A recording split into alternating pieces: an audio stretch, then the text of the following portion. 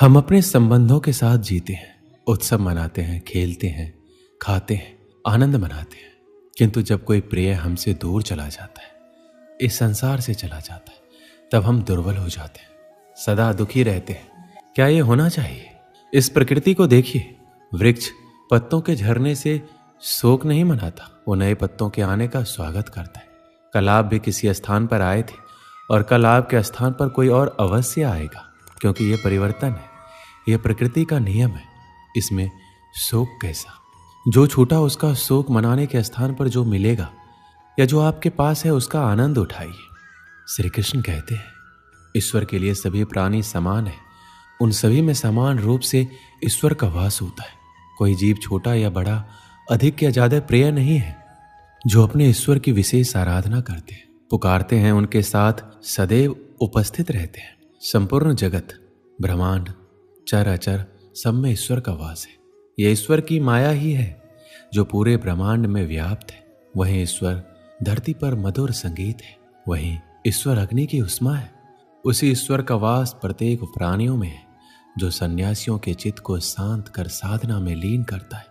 वह आत्म संयम भी ईश्वर ही है। यह संसार नश्वर है, सुख दुख हर्ष विषाद आदि लगा रहता है।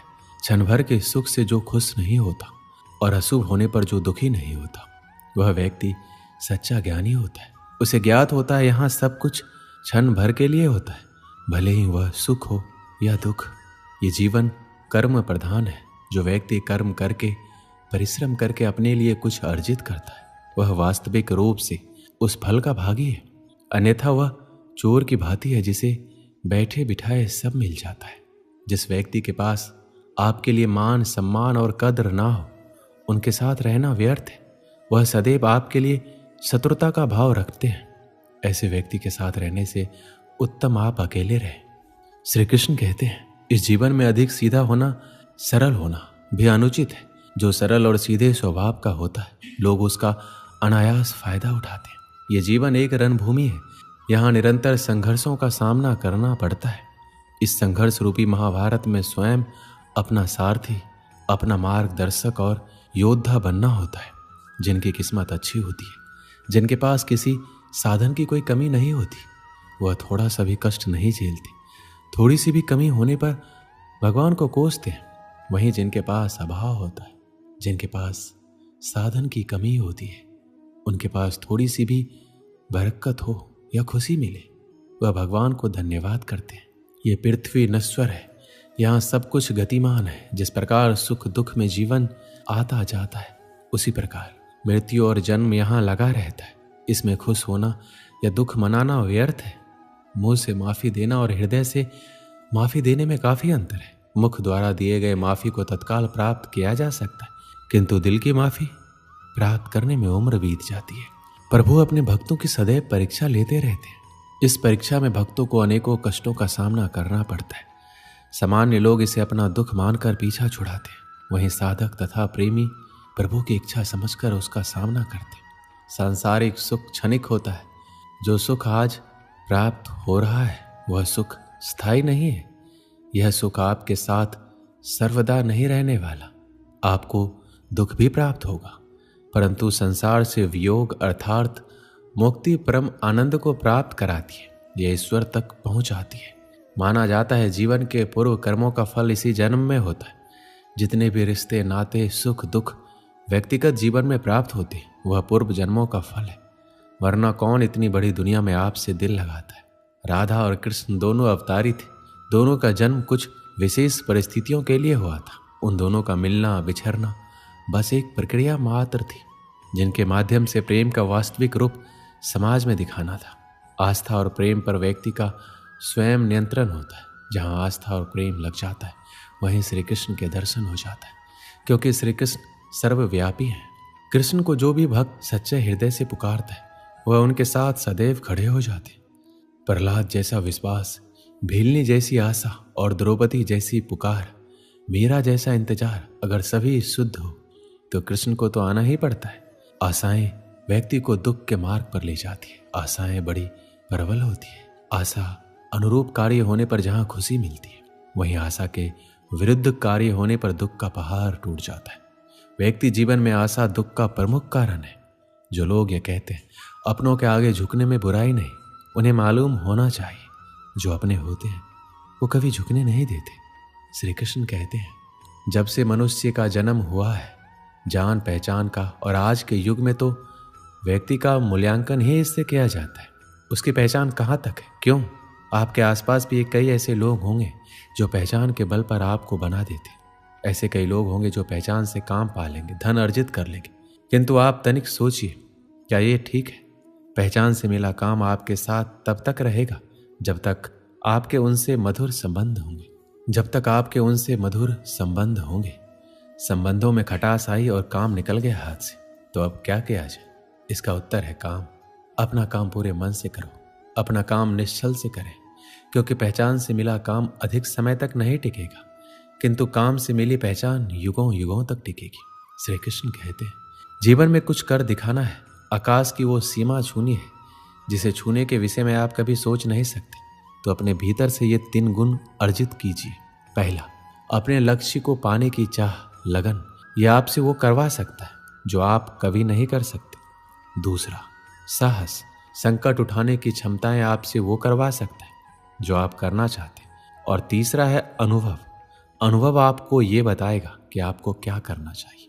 तो जिसने चाह, साहस और अनुभव, इन 3 गुणों को पा लिया, उनके लिए संसार में ऐसा कुछ भी नहीं जो वो नहीं पा सके। स्वप्न और लक्ष्य कितने समान लगते हैं। इन दोनों की व्यक्ति कल्पना करता है, इन दोनों को व्यक्ति पाना चाहता है, और ये दोनों पूर्ण हो तो व्यक्ति स्वयं को भाग्यशाली भी समझता है। किंतु इन दोनों में अंतर है। अंतर यह है कि स्वप्न के लिए बिना मेहनत की नींद चाहिए और लक्ष्य के लिए बिना नींद की मेहनत। जो व्यक्ति स्वप्न में देखने में रह जाता है, उठने के पश्चात उसके हाथ खाली रहते, और जो व्यक्ति मेहनत करता है सोते समय उसके हाथ उसका लक्ष्य होता है। इसलिए यदि स्वप्न भी देखो तो लक्ष्य समझ के। दीपक जलाने का कार्य कितना सुखमय होता है। प्रकाश की ये लौ मानो भीतर जाकर मन में उल्लास भर देती कि ये मैंने क्या कर दिया, मैंने इसे बुझा क्यों दिया, जबकि इसी से मैंने अन्य दियों को जलाया है। क्योंकि जब तक ये तीली अन्य बातियों को जला रही थी तब तक ये जल रही थी, किंतु जब इसने ऐसा करना छोड़ दिया तो इसे स्वयं बुझना पड़ा। जीवन में इसी प्रकार प्रकाश देने का नाम है। जीवन में शुभ काम करोगे, परोपकार करोगे, किसी की सहायता करोगे तो जीवित रहोगे, और जिस दिन ये देना बंद कर दिया, श्वास लेने के पश्चात भी मृत समान होगी। इसलिए जब तक श्वास है, आशा रूपी प्रकाश का संचार करते रहिए। विश्वास कीजिए, मृत्यु के पश्चात भी अमर रहेंगे। एक समय की बात है, तूफान में फंसकर एक समुद्री जहाज तहस नहस हो गया। उसमें बैठे सभी यात्री समुद्र में डूब गए, बस एक आदमी को छोड़कर। भगवान की कृपा से वह किसी तरह बच गया और बहकर समुद्र के किनारे आ गया। उसकी बेहोशी टूटी और आंखें खुली तो उसने खुद को एक उजाड़ सुनसान द्वीप में पाया। वह भगवान से प्रार्थना करने लगा, भगवान मेरी मदद करो, कोई मदद यहाँ भिजवा दो।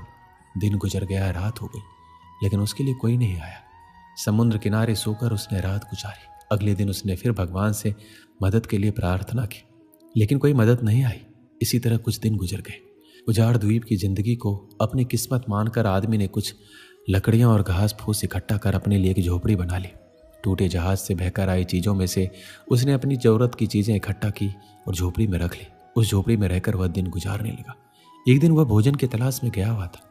वापस लौटा तो देखा कि झोपड़ी में आग लग गई। अपना एकमात्र आसरा उजड़ जाने पर वह बहुत दुखी हुआ। आसमान की ओर सिर उठाकर भगवान को कोसने लगा, भगवान मैंने तुझे मदद भेजने के लिए कहा, पर तूने ना सुनी मेरी। मन मारकर मैंने जीने के लिए यहाँ एक झोपड़ी बनाई, तूने वो भी जला दी, मेरा आसरा छीन लिया। तू बड़ा निष्ठुर है। रात भर वह समुद्र के किनारे सोया। सुबह तेज आवाज से उसकी नींद खुल गई। उसने देखा एक समुद्री जहाज किनारे आ लगा है। वह खुश हो गया। आखिरकार उसके लिए मदद आ गई। वह जहाज पर बैठा और जहाज चल पड़ा। उसने जहाज के कप्तान से पूछा, आपको कैसे पता चला कि मैं यहाँ इस उजाड़ द्वीप में फंसा हूँ? हमें रेस्क्यू के लिए फायर सिग्नल भेजा गया था, पर मैंने तो फायर सिग्नल नहीं भेजा, आदमी ने कहा। जहाज के कप्तान ने कहा, लेकिन हम तो फायर सिग्नल देखकर ही आए। तभी आदमी को अपनी जलती हुई झोपड़ी याद आई। वो समझ गया भगवान ने उसकी सहायता भेजने की प्रार्थना सुनकर उसकी झोपड़ी जलाकर समुद्री जहाज उसके इस द्वीप में फंसे होने का संकेत दिया था। वह भगवान को धन्यवाद करने लगा।